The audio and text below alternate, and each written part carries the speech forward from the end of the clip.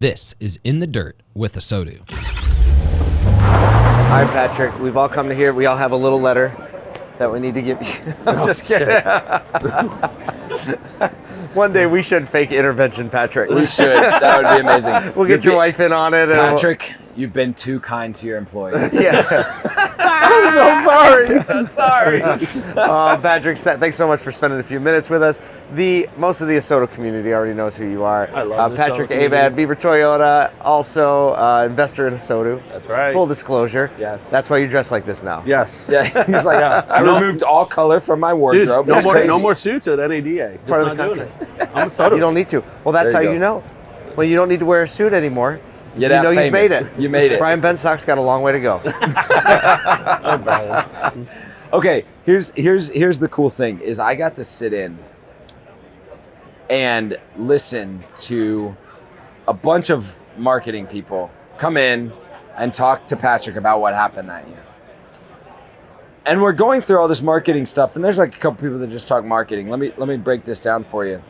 And then everybody else, it was like, so we helped Patrick get in the community with this and that and this and that. And it was like this and that. It was just over and over. Well, and it's not just Patrick, but it's the whole team at Beaver.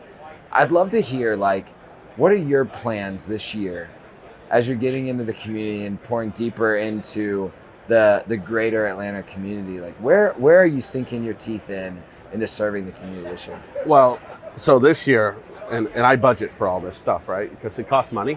You know, there's two sides to it. There's the money side, and then there's the people side, to getting the hands in the dirt and putting your hands and feet in the community and actually doing things.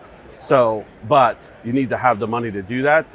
When you get the money to do it, then a whole nother thing of world opened up for you to actually get in the community. So last year, we did well, but this next year, like, I've doubled the budget. Like, we're going after it, and I have people that are literally dedicated to it. We'll put it together. Why are you doubling the budget? You said we're going after it. What did you see in the money that you spent where you were like, it's worth it? Because we are, I think, on that breaking period of the dealership where people are really starting to truly believe that our dealership is full of good people who do good things, and I'm like, want to double down on that. You mean not that you have cheap cars? Cheap cars, or you can, we give you $5,000 over KBB for your trade. I don't do any of that crap. What I want to keep doing, like, if I could literally transition my entire marketing budget to giving back in the community, I think we wouldn't sell a dollar less car. Not willing to take that chance yet. But because of the success the store's had, I could do both, right? I can be the marketing and then transition into the community side. So we got a lot of stuff planned this year. Like, our girl who's in charge of getting the community, like, every month I told her I want a massive presence in, I don't care if we're building houses for Habitat, we're packing backpacks, we're doing meals. I want that type, right? We're going to write the checks, but I want that hands and feet. So you want to every do month, things. Do things. And our employees want to do them. We just, I think in a lot of car dealerships, nobody gives them an outlet to do that, if that makes sense. You know? So that's it. We're going to create outlets. And I don't know what it's going to be, right? Our community, we just had all the nonprofits from Forsyth County do their big annual meeting in our conference room the other day, right? Wow. And with our girl in there, we bought them lunch, we did the deal, and now they're talking about, okay, how can we put the Beaver people in there? Mentoring kids at the high school, that type of stuff. It's going to be cool. It's going to be a great year for it. Every time he talks, I'm like, sounds good. Where do you find the time to just think? I mean, because it's not like your store isn't like working. No, right? Your store is working. You got to pay for it. Yeah, right. You got to pay for it. What on the store working thing side? Because, there are a lot of people that are just like, we're having conversations going. There's some uncertainty. I think there's resolve, but also uncertainty, right? Like, resolve, we're gonna do good. The industry's gonna do well, but also a certain level of, like, maybe trepidation or uncertainty on the trends. Like, how are you working within the store to make sure that, like, all of that uncertainty is not impacting performance? You keep it out of your store.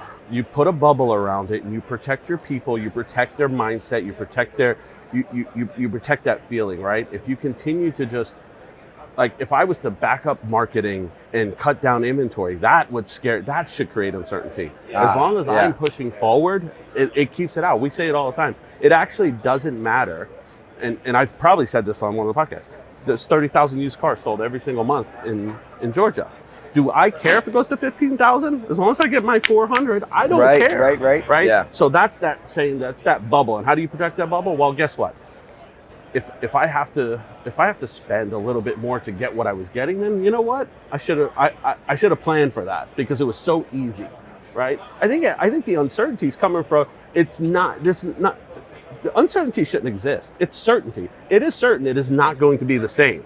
But reality, right? It's certain it's not going to be the same. We know this. We all agree on it. Yeah. So just what are you going to do to make sure that what you have done you can maintain? If you don't do the things to create what you have done, then you will create an uncertainty in your people, and that's scary. Let me ask you this. Dealers of all types, shapes, and sizes going to see some of this content. Okay. You have like a machine that's moving from just an operations side, and then you also have a marketing / community relationship machine that's moving, right? So there are some people that could say like, yeah, you're there. I can't relate because I'm here. If you walked into a store that was, set itself on advertising things like 5,000 over KB, right? Like doing all the tactics. Okay. And you walked into the store and you were in charge now. What is the first thing you would try to change in that store? Well, so here's how I feel. When you're trying, it's an investment. I'm doing the same thing I did 3 years ago, except now I'm experiencing the results. People say, yeah, you can spend that because you're doing X now. I didn't used to do X, right? You actually have to decide who you're gonna be, and you have to play the game now. You have to invest now, you have to train now, you have to develop now, you have to do all those things to who you wanna be, and never get shaky on it, right? Never vary from that. Right, because I've been spending like if you want to decide you're a 100-car store, cool. Decide it, yeah. That's what you do. Spend toward that, hire toward that, train toward that. Exactly. But if you want to be a 600-car store, cool. Hire toward that, spend toward that, train toward that. Yeah, the perfect example. I made some changes over the last couple months, right? Because some things get you here, some people get you here. But if you're trying to get here, right? I told somebody the other day. I said, listen, here's the thing.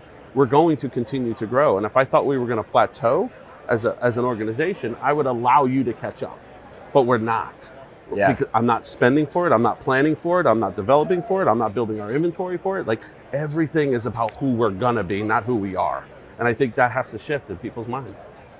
That's what I would do if I walked into a store like that. So what do you say when the owner is like, you have 60 days? What are you saying to that? I say a guy like me does not operate well in that environment. I just wouldn't. You would say you have 60 days to figure it out. That's the wrong job. It's the wrong job for me. Yeah. It might be. There's other people that could take that job and they can work within a box. Right. Right? I can't work within a box. Well, you've tasted the result of not working in a box. Thinking big and never varying from the plan. Now, you can tweak it, but you don't abandon it. Right? Yeah. Right? You don't abandon it. How many people they try something that 30 days later, I'm out, it's not working, it's not generating the traffic. I mean, because it takes time. It's one of the reasons I don't really cook much, because there's a reason they say you have to let the flavors develop. I like someone else letting the flavors develop because I'm not that person when it comes to food. That's right. Yeah, right. But I get it. Use the word develop. Well, I love that theme, and the theme of being certain that there is uncertainty.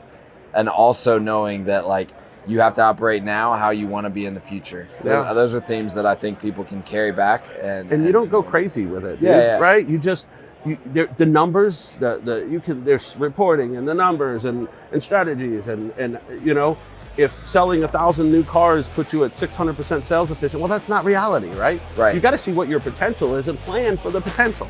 Yeah, it's great.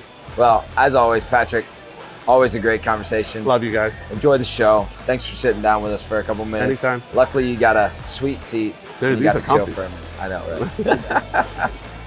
Thanks for watching this episode of In the Dirt with ASOTU. If you're new to our channel, make sure and mash that like and subscribe button. Also, check out some of these links for our other great podcasts and content.